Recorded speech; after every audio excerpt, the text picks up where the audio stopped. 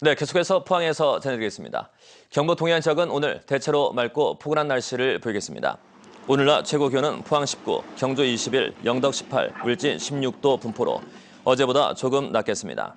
남해에서 먼지가 유입되면서 미세먼지 농도는 나쁨 단계가 예상됩니다. 경주를 제외한 대부분 지역에 건조특보가 내려져 있어 화재 예방에 유의하시기 바랍니다. 바다의 물결은 0.5에서 2m로 일겠고 안개가 짙게 끼는 곳이 많겠습니다. 항해하는 선박은 주의하시기 바랍니다. 지난 1월 미립국 사건이 발생한 인천국제공항의 보안 요원 대부분이 비정규직으로 드러나면서 취약한 보안 체계가 도마에 올랐는데요. 보안 업무가 중요한 국내 원자력 발전소도 특수 경비원들을 비정규직으로 운영하고 있습니다. 김형일 기자가 보도합니다. 국내 4개 원자력 발전소에 근무하고 있는 특수경비원들의 수는 모두 600여 명. 출입자와 차량을 통제하고 주변 경비 업무까지 맡고 있지만 이들의 신분은 도급 하청업체의 비정규직입니다. 유사한 업무를 하는 한수원의 정규직 청원 경찰에 비해 60% 수준의 임금을 받고 있습니다. 특히 이들 비정규직은 2년밖에 근무할 수 없어 보안 업무에 걸맞는 전문성이나 사명감은 기대하기 힘든 게 현실입니다. 최근 잇따른 인천국제공항 미립국 사건에서도 보안 요원들을 비정규직으로 운영해온 것이 한 원인으로 지적된 바 있습니다. 2년에 한 번씩 갱신함으로써 고용 불안에 느끼고 있습니다. 이러한 불안한 상태에서 대한민국 국가 1급 원전을 책임진다는 것은 말도 안 되는 거라고 저는 생각하고 있습니다. 또 공공 비정규직 노조는 한수원이 파견법을 어기고 도급인 특수직 경비원들을 직접 관리하고 있다고 주장하고 있습니다.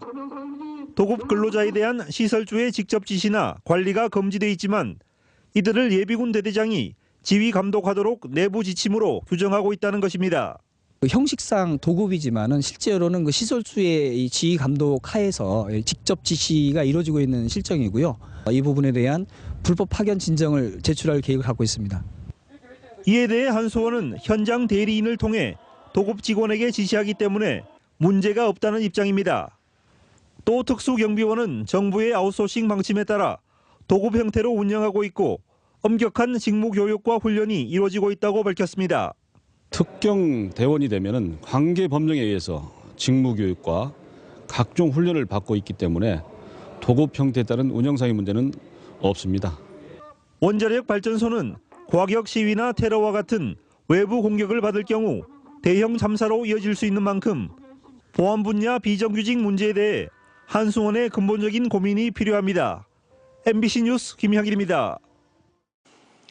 포항의 KTX가 개통된 지 1년이 되면서 당초 우려와는 달리 이른바 빨대 효과는 미미한 반면 이용객의 편의는 큰 것으로 나타났습니다. 포항시가 4월 2일 KTX 개통 1주년을 앞두고 파급 효과를 분석한 결과 하루 이용객은 4,760명으로 한국철도기술연구원의 2013년 예측보다 1.46배나 많은 것으로 분석됐습니다. 또 관광객은 26% 가까이 늘어났고 역세권의 땅값은 10% 올랐으며 영일만항 인입선 철도건설 등 SOC 추진에 탄력을 받게 됐습니다.